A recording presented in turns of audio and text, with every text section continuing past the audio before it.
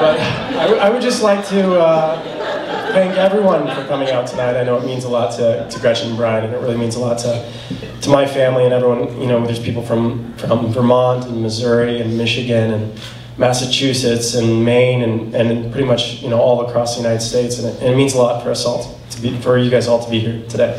I'd also like to thank everyone for their kind words, Anna Laura and Kevin and everyone. Those were really, you know, touching words. But to be honest, I think you guys are kind of really missing the big picture of why we're all here today.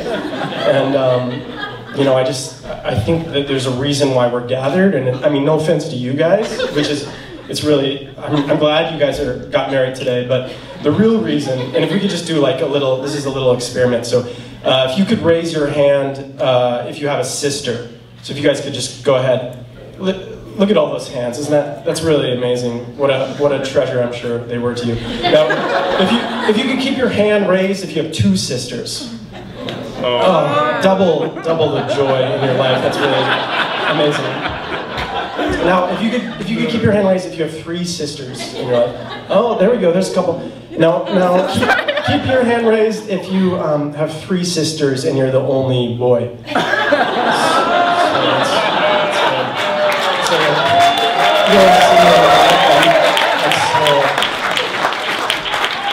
I'm still raising my hand in case you guys didn't notice. So I would say after it's been, I've had three sisters for 26 years, 4 months, 15 days, and about, give or take, you know, a few hours.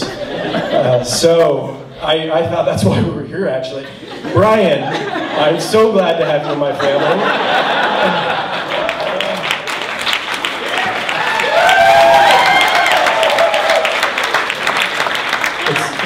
It's very nice to finally have a brother. It's a brother I've always wanted. So maybe if you're not free next week, we could play catch. You know, there's a lot I have to teach you still. So we'll get to that then. But I do. It means a lot. Everyone's been here today, and it's really special. And I don't mean Gretchen's been a wonderful sister.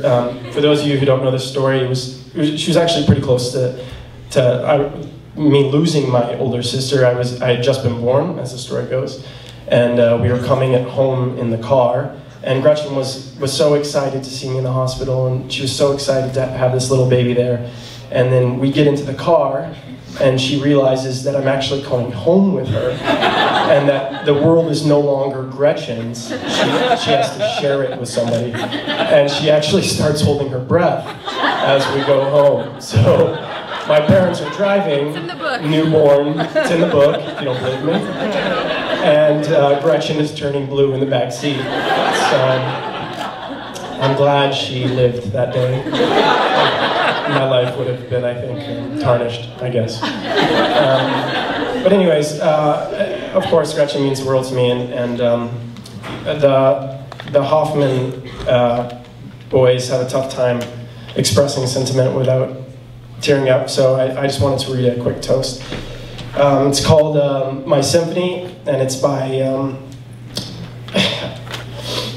William Ellery Channing, and it's a little poem. So this is my toast to you guys.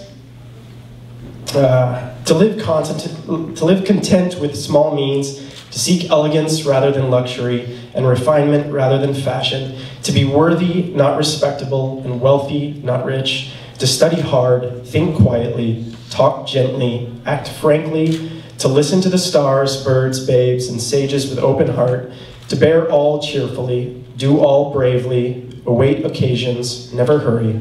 In a word, to let the spiritual, uninvited, and unconscious grow up through the common. This is my symphony to you. Congratulations.